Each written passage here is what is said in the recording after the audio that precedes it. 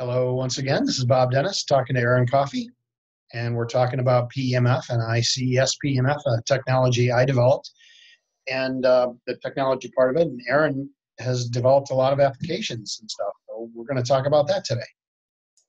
All right. Hey, if you were in the last video, then we talked a little bit about inverse piezoelectricity or piezoelectricity, talked a little bit about bioelectric type materials or conductive type materials, I think maybe a better way to describe it. So one of the things I want to show for people that I've read in forums out there on YouTube, also I know Dr. Dennis gets questions like this, like how do you store your micropulse? This is kind of related, but basically, my granddad passed away this year, and I took one of his old camera cases, kind of nondescript and old, little Walmart brand, probably Case Logic, and it's got lots of pockets in here. So I've been putting my my coils in here, and I've kind of jokingly told Dr. Dennis earlier, it's kind of become my Mr. Rogers bag. I kind of pull it out and show you all the stuff that I've got in here. A lot of people like to carry different things with it, different types of coils and different units, different level of portability. So I try to make the devices as portable as possible, and then everybody who uses them can buy a little pouch or bag or something for $5 or $10 or $15.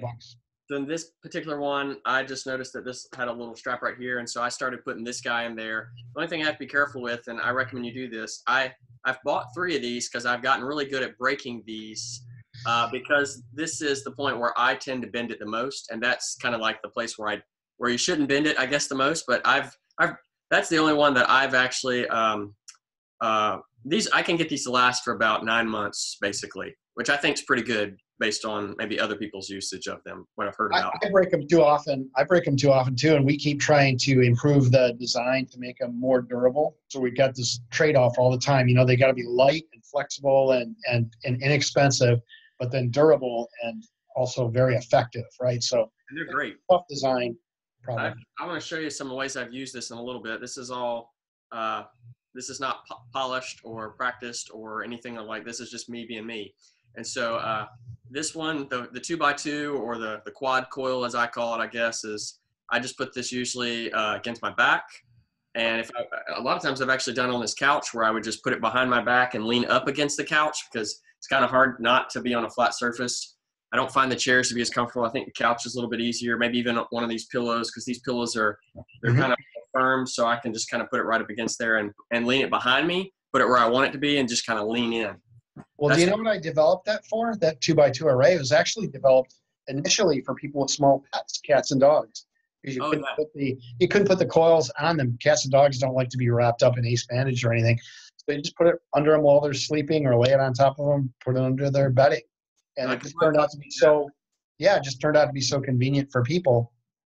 I could probably share it with all y'all sometime more about that too, because my wife and I did use it with her cat for a number of years. The cat was told to have kidney failure, and it was supposed to live 3 months. The cat lived an extra 2.5 to 3 years. And we kind of credit a lot of that to using micropulse with the cat, which was pretty awesome. But I can go into that more maybe later. I also have to show this. It's probably going to embarrass me to say this, but these are the original coils that I got with my A9B model over 2 years ago. I have delicately handled them so that they won't break, but they have now turned colors. I don't think you can really see it, but if you look at my my newer ones, which I got not long ago, these are nice and gray, and these I have really just worn them out to the point where it's probably not clean, but I don't use them for me. So these stay mostly on the exterior of your clothes and stuff like that.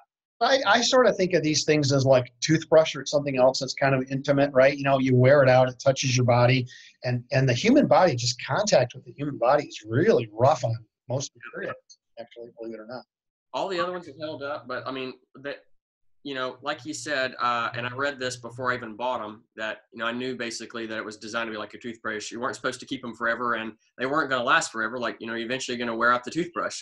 And I've just really been treasuring the fact that I've been able to hold on to these. I've broken one from doing stupid stuff in the past, and I've not been very careful in handling them. And, it's electronic cable, so you're going to break it eventually if you're not careful. And with these, I've just been really good with not breaking them, and I just kind of hold on to them in that sense. I have to use it on my lower back. I put the thing in my pocket, and then I have this wire sticking out, and I was catching it, snagging it on doorknobs and chairs all the time. So I actually got pretty good at not doing that. And I know you like actually cut holes in your pockets, right? And then use it that way. Yeah. So it's kind of behavioral, kind of clever. Quirky stuff where I look back and I'm like, I wonder how long I've had that pair of jeans. Put my finger there. Oh, I've at least, long enough to have had micropulse in there because whatever. I think, or whatever, and here's a case that I've been using. It says lightning power on it. Amazon.com is where I got it from. It's actually just a GoPro case. And so it actually, I used an old camera back, like a little zipper camera case. It was an Amazon Basics one. I think they've actually changed the design, so it's a little chunkier now than the one I got it 2 years ago.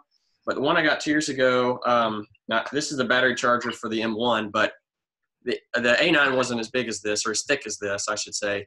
But basically, I would put it inside that camera case, and I would use that if I didn't have it in my pocket because I was just concerned. I didn't want it to fall off the bed and land on the floor. I didn't want to accidentally break it because it's not outrageously expensive, but it costs as much as maybe my phone. So at the same time, I don't want to, I got my phone in like an OtterBox case. I'm not going to just drop my phone and let it shatter. So I tried to do my best to take care of it.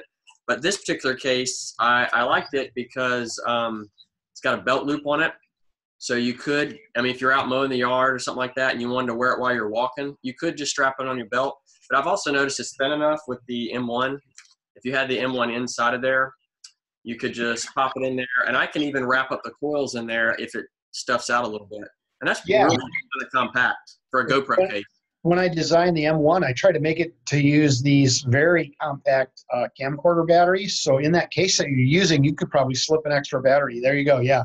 They're ultra tiny, and I love them. I actually, I've also, and I didn't mention this, maybe some of you haven't seen the M1. I've had the M1 for about a year now, and I had the A9B for about a year before that. But I used I got an Amazon Basics 12-foot long USB mini cable. It's a braided cable, so it is a little more flexible, and you can rope it up. And so I just plugged that into a surge protector that has USB ports on it, and it's next to my bed, and it's long enough that I can really just put the coils on it, put it in here, shut this, and then leave this in the bed. So if it falls off the bed, I'm not worried about it, breaking or it's not like fragile. It's just I don't want to scuff it and scratch it up. I just try to take good care of my stuff if possible. Well, a lot of people ask me why I use a mini B connector instead of micro B, and it's because the mini B mechanically is like much stronger. Yes, much more durable. We've never really had them break. We had a lot of micro Bs break, but I'm going back to mini B because you can get the cable still. And yeah, as long as you're not really supposed to plug it into a computer or a laptop because then things are trying to communicate. They're not really set up to do that. But if you just plug it into a charger, you can run it all as long as you like. No battery. Specific like a tablet or iPad type charger, I've used it on those before where it's just, more powerful and it's a little chunky. That works really, really well. And I'll take that with me. It's kind of my little setup. So in this bag, I don't have the charger at the moment, but I'll put all the big stuff here, the medium stuff here, and then the little things on the outside. And any bag will do. I've got a couple bags on the shelf right now, but pretty much any bags that I have, I've gotten GoPro cases, like bigger zipper cases that are hard shell. There is one thing I wanted to ask you about, and maybe you could talk about it here. How do other people get feedback on traveling with the device? Because I haven't actually traveled, I haven't flown in several years, but I've thought about it, but I've been kind of scared because I was like, oh, they're probably going to take it away. But there's a lot of medical technology people have that they drive and fly with. Okay, so let me explain this. First of all, I cannot predict exactly what the TSA is going to do. Yeah. Right up until now, they've been very reasonable about it, and I've traveled all over the place, and with my device, and I just put it in my laptop bag, and oftentimes I'll wear it right into the security line and just tell them, they'll ask me, is it a TENS device? TENS. Another place that would normally be difficult to get into with anything like this is courtrooms, and I've gone into courtrooms for different things, and the guards will be like, you can't bring in anything like nail clippers or anything, but if it's a TENS device or the equivalent of a TENS device, they'll let you right through. But I can't predict what the TSA will do, because I was actually in an airport on a trip to, some DARPA-related thing, I believe, in Atlanta, and it was right at the instant when they made liquids Oh, man. It was literally like the people right up to me in the line were able to get on an airplane with a bottle of soda, and everybody behind me had to they literally had people running out with big trash bags, and they said, okay, nobody else on any airplane with a bottle of anything. And literally anybody who had water, or it was right then, I mean, I was boarding a plane when that became a directive. And it was so interesting because people were complaining and everything, and they had bags full of, like, water and soda and stuff like that. So you never know. I mean, the TSA could just all of a sudden say nope, and prohibit it because they're capricious and unpredictable. On the other hand, they're dealing with threats that change all the time. So I don't blame them, right? It's a hard job to do. I don't blame them either, but I didn't want it to vanish. I mean, I don't think they were going to take away, like, if you left your pocket knife in your pocket or something like that. They take that away for sure, yeah. And I did that once. I totally forgot about it. Oh, there's my, tiny little knife that I got when I was a kid. I travel so much. I got one of these little tinkers, right? It's a little Swiss Army knife tinker. I bought like 12 of them, and TSA has like 6 of them now because I used to travel so much. That's hilarious. Yeah. Well, let me show you guys what I did. Most of you probably seen one of these little things before. I don't even know when I got this. I think years ago when I was in college, I might have gone into like a Bed Bath & Beyond or a Bath & Body Works or something like that to buy a present for like my mom or my sister or someone for Christmas. And I remember I think I got one of those little paper bags, and they kind of put like a stocking stuffer in it. I think that's where this came from because my wife and I just moved, and so I'm finding all this stuff that I can't even remember where it came from because I'm a little bit of a hoarder in some senses. Do you know what it's called? I think it's like I think I read that, well, it's definitely a massager or like a trigger point type tool, but I think it's, I did know what it was called and I wrote it down. I even found it, but I actually don't remember what it was called now. But I Googled like 4-point hand massager or something like that. I think I searched Amazon for it. Yeah, I'm not exactly sure, but when I find it, we'll put the link in the description to the phrase of what it is. Like I say, I'm not an affiliate. I'm not trying to sell something. He's not either for these types of little doodads. I don't sell massage stuff, but it seems to work, well with the equipment that we use. So it's good suggestion. So that's the other reason I tried it. I was like, I didn't want anything metal. I didn't know if it would interact negatively, but I didn't want that to be even I didn't want someone to say, oh, well, that couldn't be the case because it was metal. Okay, well, let's rule out that couldn't be. This is acrylic, and it's one solid piece. You can see the little air bubbles inside. So here's what I did for people who are curious. I took, and I'll just use the short one because it's easier to see at the moment, unless I find that it's not easier to see. So I did some reading and I did some experimenting, and I ended up I've done probably more experiments with the first part of the A9 protocol or the first part of the Omni 8 protocol, which is actually you can correct me if I'm wrong, I believe it's the 5 pulses per second part. Correct. So a lot of times, when I first started using it, I might not have had as much time to use the device. So I just pop it on for however long the first protocol runs, maybe 10 minutes or something like that. About 10 minutes, yeah. And so I think most of my experimenting has been with 5 pulses per second. So it's not to say that the other ones don't work. It's just when I found that this did work, I just kept rolling with it. And so what I'll do, just for the heck of it, is just so you can see it, I'll actually, I don't know if you'll be able to hear it, but I'll turn it up all the way to what I call volume 15 or, setting 15, power level 15. And I'm going to cycle through to my 5 pulses per second on here. And here we go. There we go. All right, 5 pulses per second, and I hit set. And so, it's the loudest ticking sound. A lot of y'all may already have one of these, but if you have the A9 like I did, I ended up giving the A9 to my mom. So my mom's using the A9B, and I've been using this. And I had no problems with the A9B. It was fantastic. It's just a lot thinner. And so for what I need it for, or for me, it wasn't a need, it was a want. And so for what I wanted to use it for, this was a better fit.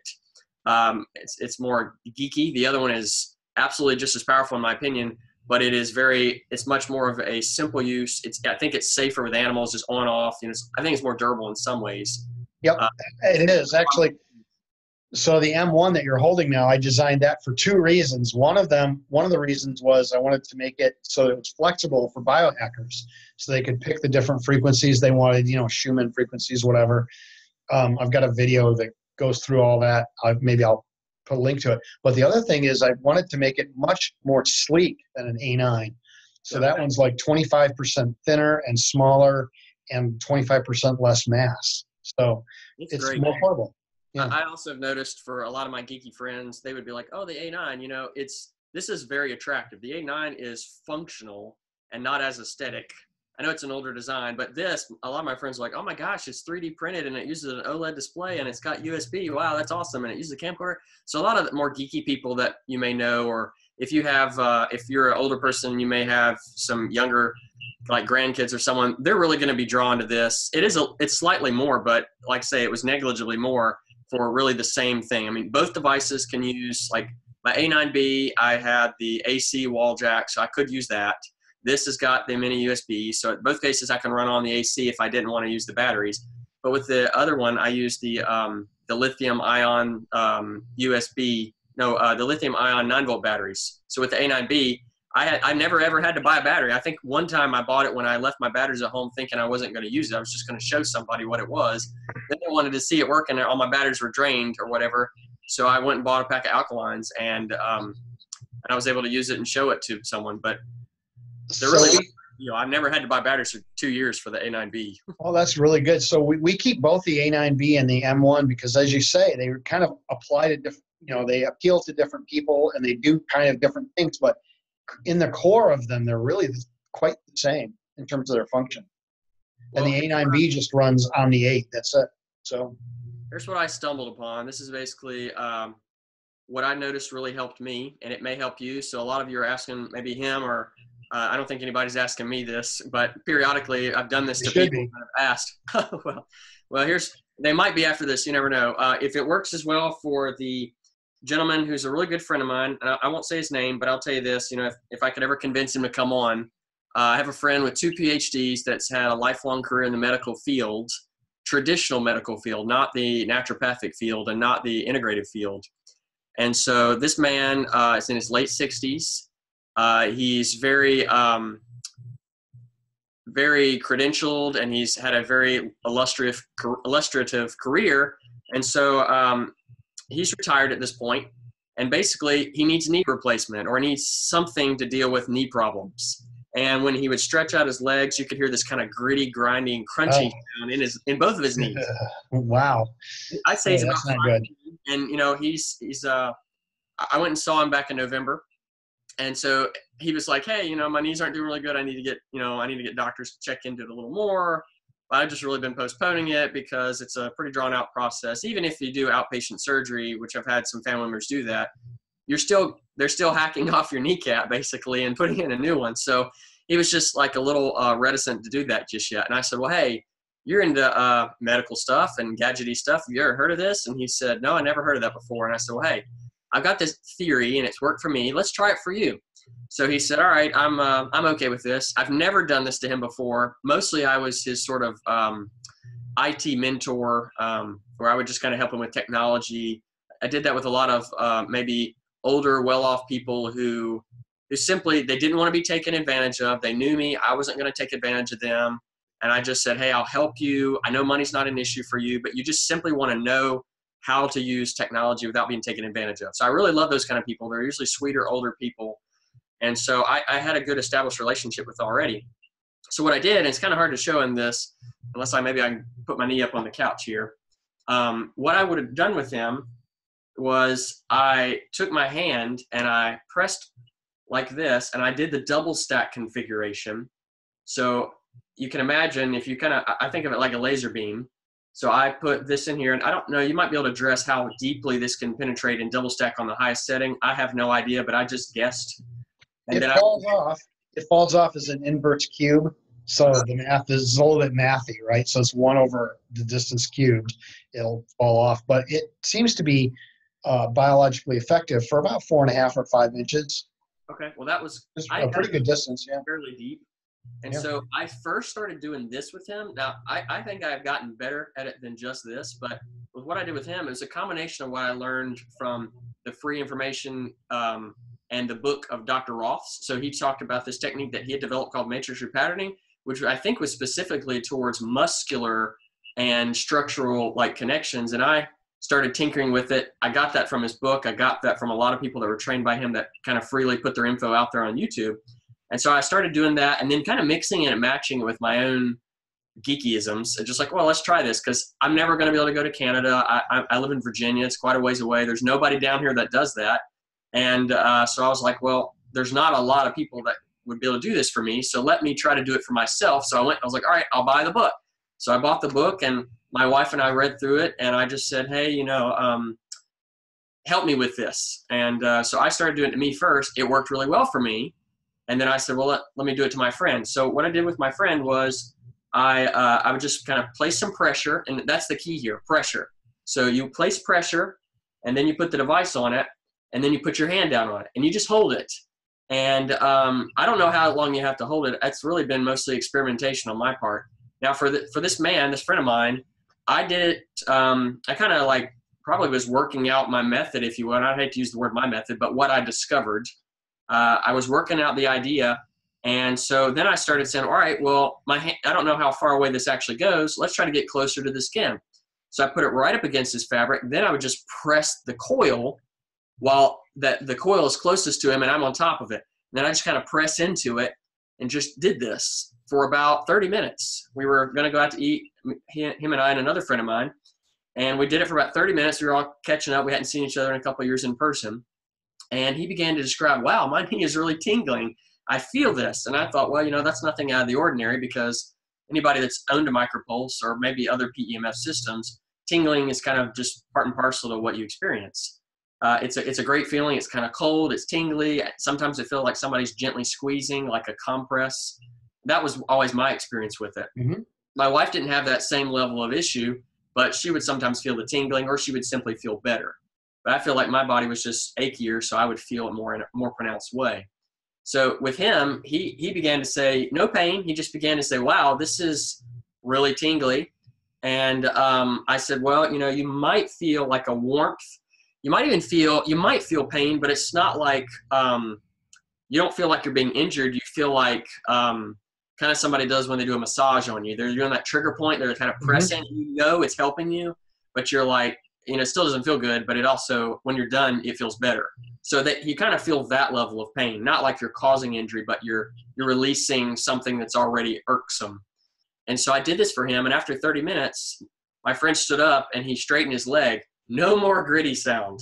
That was the eye-opening moment for me where he was totally shocked. I mean, this man had 2 PhDs in the medical community his whole career, and he had been the chair of a well-known department at a well-known state university. And he said, I've never seen anything like this in my entire life. What did you just do to me? And I said, well, basically I took this device, I mixed and matched different modalities that I saw on the internet, DIY, and I thought, hey, it might help you. And he said, all right, when we get back from dinner, can you do it to my other knee? I said, okay, I'll do it to your other knee. So he came back, did it to his other knee, about 30, 40 minutes, and he stood up. He jumped off of the floor, jumped out of the chair, and began kicking his legs like a little kid and saying, oh my gosh, I haven't felt this good since I was a young person. And there's no more grittiness. He was squatting down and standing up, squatting down, kicking his legs. My wife had just come in from a conference that she was working at and putting on, and she saw him and she said, how are you doing? He said, I feel amazing. He said, this shouldn't be possible, but he said, I'm eventually going to get one of these, but he said in the short term, he said, I just can't even believe what I've just experienced. This should not be possible. In an hour, I no longer have knee issues. So I texted him about 2 weeks ago and said, hey, so-and-so, how are your knees? I'm just curious. It's been 3 or 4 months. Are you still feeling okay? And he said, yeah, I feel exactly the same. I've had no regression whatsoever in my knees. They're just as well as they were from November. And he did not do more micropulse because he doesn't own one yet. He just did it for an hour and he's done. And it was totally good after that. Wow. So I hear things, I talk to a lot of people about this, several thousand, and experiences vary quite a lot. But my reaction to it was the same as his, because I was the very first person to try it, right? Because I built it. So the first one I used was actually a big, bulky prototype I had built for a tissue bioreactor at NASA. and it was a big, hard plastic ring. I put it on my lower back, and I was sitting actually in this chair, and I was surfing the internet. It was like 1 a.m, and I was just desperate trying to find some kind of relief, because you could hear my back. Like I would move my back and I could actually hear it. Maybe it was from bone conduction or something, but I could hear it creaking and cracking, and I was in just such terrible pain. And then after 14 minutes, because I remember looking at the time, all of a sudden my back just went pop, pop, pop, pop, pop, pop, pop, and I saw these stars like that.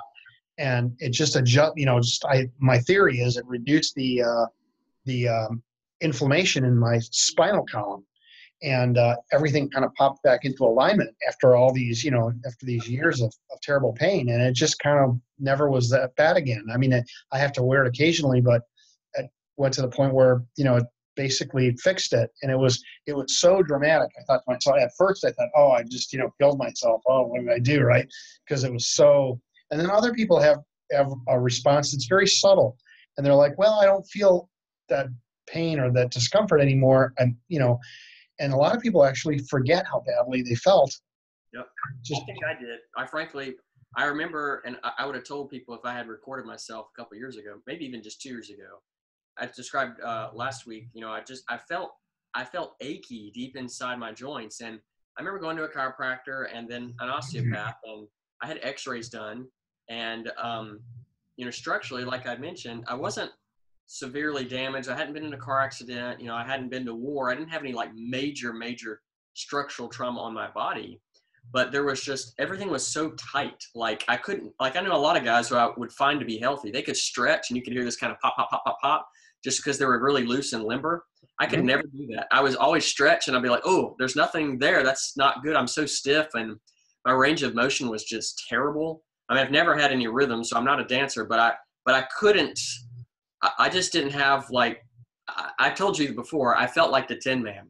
Like I was moving and my organs felt fine and I didn't have any specific complaints, but I just felt like I was always just so stiff that I just couldn't actually move. So then that's when I started kind of turning my attention to my own issues instead of just theorizing, and exploring and trying to different things. So that's when I kind of stumbled on what I now am doing.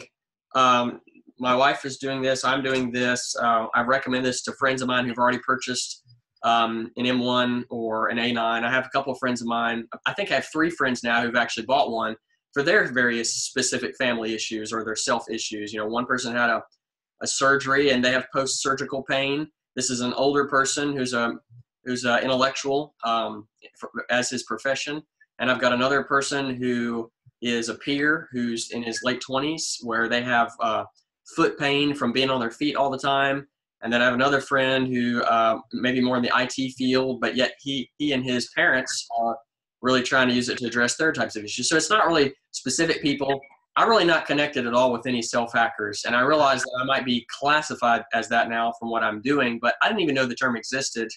I'm just a guy, a normal guy who's just trying to make myself better and make myself and other people better through what I've learned. And so that's kind of where I stumbled upon this. And this is my, this is my one thing that this is not my one thing, but this is one specific thing that I think is what led to all the other things, if you will. And so what you notice that I've done here with this little massager is I'm just placing, I did the small end at first, but it doesn't hold on to it real good. So if they're all the same dimensionally, then this one really fits almost perfectly around this, so that it makes it a little difficult for it to fall off the end if I just kind of put a little bit for my hands to guide it. So my premise was, going back to the previous lectures about piezoelectricity and compression and things like that, my theory was if I could push this into a tissue that actually hurt, not one that didn't hurt necessarily. And I started out with ones that did hurt. So specifically, I had a lot of back pain, upper back pain, and I was slumped down, and I'm still a little bit, but I've gotten better as time has gone on. It's almost like I'm oiling the joints and things are kind of loosening out. And I had insoles in my feet. And so I remembered reading about chiropractic literature and osteopathic literature and trying to remember when I was getting an adjustment from those different types of practitioners, things that they were doing, techniques that they were applying. So I'm not, contorting myself and trying to actually do that type of technique.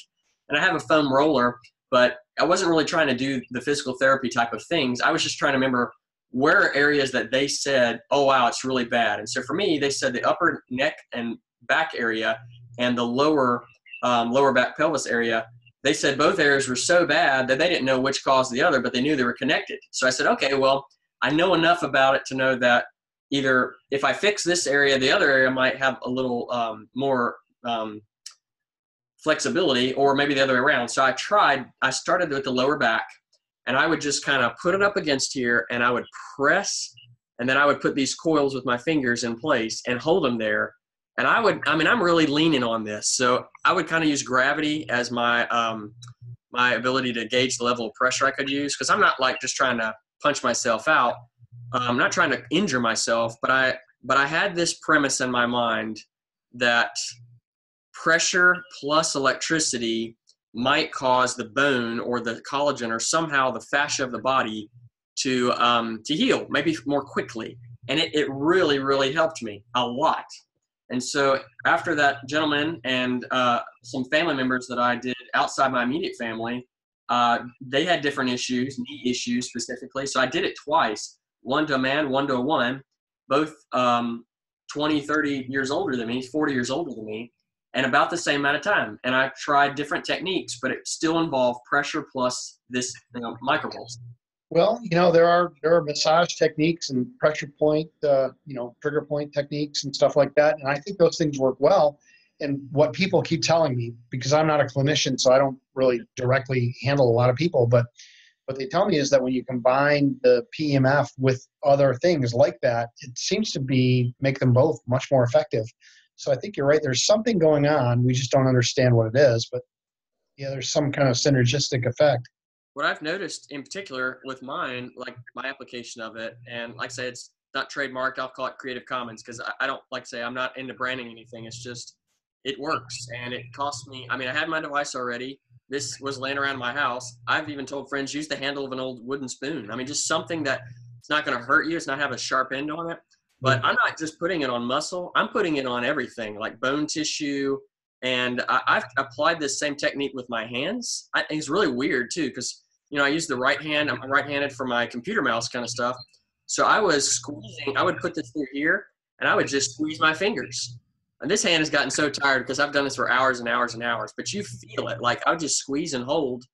And maybe it's 3 minutes, but maybe I injured this, and I jammed it into a door.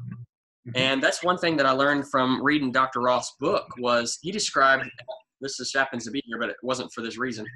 He described a water bottle. If you can imagine the fascia of the body and you kind of squeeze it, and the sum total of collective dents that your body has received throughout the history of your life, the people, and I think that I've kind of experienced this for myself, that if my body is this water bottle and I sustain a dent in my knees or my rear end or my neck or whatever, he kind of describes that if you could just apply a small amount of pressure at an opposite angle, that it would cause it to kind of pop back out and retain its original structure.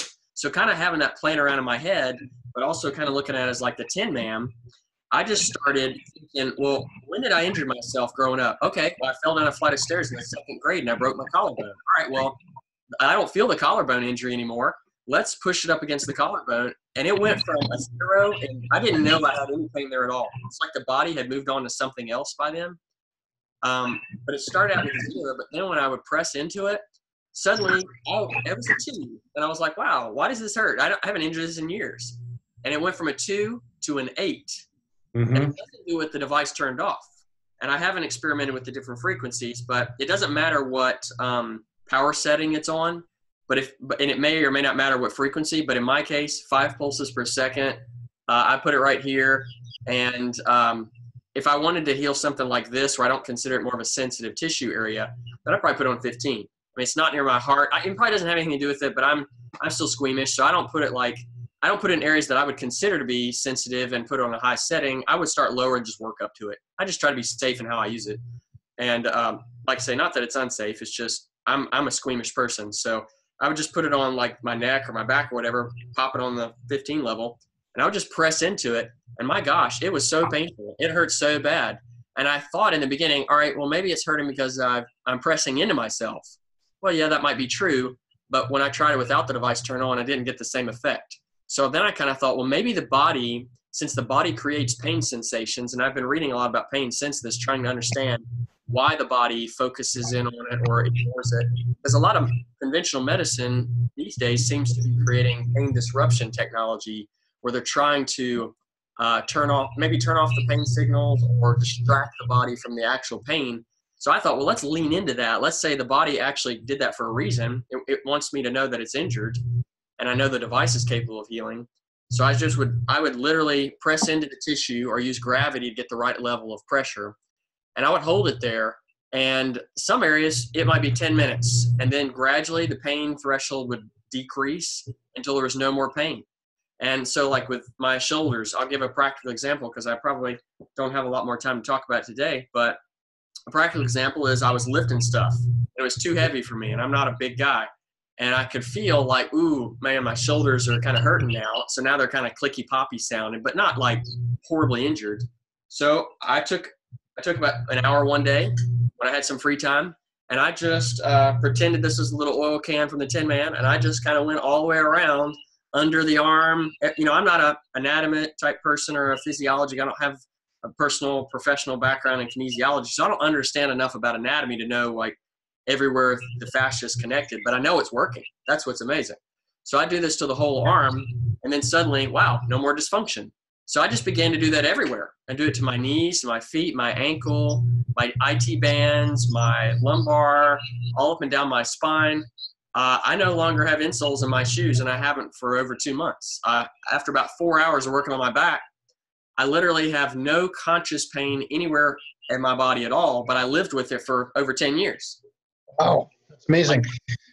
Well, you know, a lot of people ask for, and they think of PEMF as something super precise, that you got to have it exactly the right place, exactly the right frequency and everything. And I think that precision is not the issue with PEMF. I think it's persistence. Yep. And you have to do exactly what you're doing. We just try different things and see what works for you, because every person responds differently. Every injury is different. Everybody's injury history and the locations of their injuries and how they interact are different. So it does require persistence, and that's what you've got. You know, that's why you're making it work so well.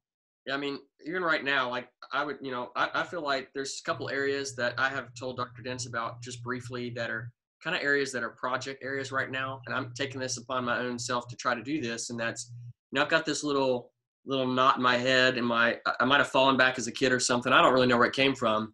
I don't feel any pain here, and I have begun to put it on a low power setting, and I've just kind of begun. I'm like, wow, you know, right here, I don't have any pain. I do this, wow, there's a small amount of pain. All right, if I turn the device on, put it on 5, I think 5 pulses per second makes me sleepy. So I don't know all about frequencies, but I tend to want to go to sleep if I put it up here. And so, and I sleep really great. But if I put it on here and then press a little bit, it hurts. I mean, it doesn't hurt at first, but it's the same everywhere else. It ramps it up, and then it decreases it until it's gone. And so I've just kind of done different places here. And apparently, like, maybe I fell down as like a 2-year-old, and my body still has some sort of memory of this. I know there's a lot of research on cellular memory. I've only done some like peripheral reading. I don't think science has really done a whole lot there yet, but it's an interesting concept that I can resonate with, or I hate to use that word because it sounds different than what I mean. I can relate to it. Right. I know what you mean.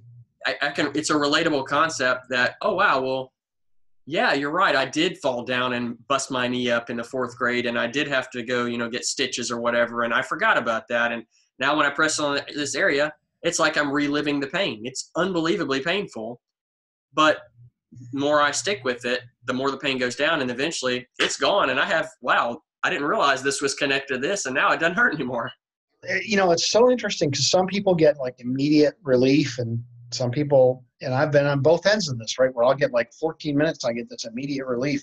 And then I had like, a fibromyalgia in my right forearm, and that took like 3 weeks before it got better. So even the individual, you know, person is not just the whole story. It's the individual injuries and the history of injury and everything.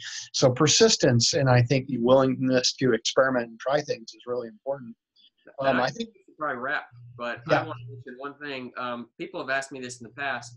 Are you doing anything else while you're doing this? And so, you know, is nutrition, like, what's your nutritional component? And I'll just say the only other kind of like again, I do things based on a whim sometimes, and other things I do it in a very calculating manner. But I'm trying this for myself. I'm not a doctor prescribing this for other people, but what I'm doing is also not harmful. So it's like, it's either going to help me or I might get an upset stomach. But, you know, that's the extent of what it's doing for me. I don't mean micropulse, but like, for instance, so what I'll do is I'll get, this is not a prop for anybody else either, but what I personally do every couple of days or so is I take some Orgain protein, because it's affordable. It's I digest it pretty well, but I can do whey as well. But I just do Orgain protein, and then I'll take some diatomaceous earth, big heaping teaspoon, dump that in there. I live in a state where I can participate in a raw milk herd share. So I have a great farmer that I have a good relationship with, and I've been partnered with him for about 2 or 3 years. So I'll get some A2 milk.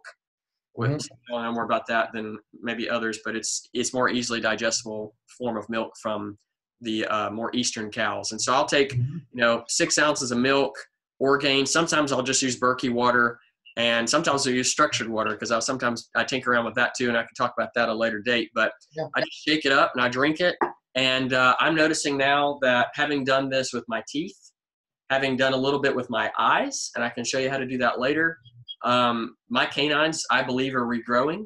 And I have proof from my eye doctor that this eye, which has always been worse in quality than this eye, has gone down in, it's gotten better by almost half a diopter. And for my wife, she's 20/20 in one eye. Well, we tried to figure out, well, how is it that both of us had one eye better but not the other one? Well, it was simple. I was sleeping on one side and she was sleeping on the other. Oh, and that's the side that received the most effect.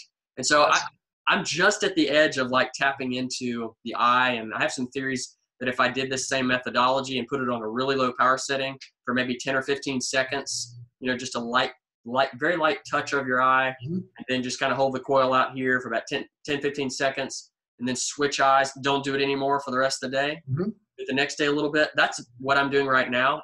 And I can already put on a pair of glasses from 2004.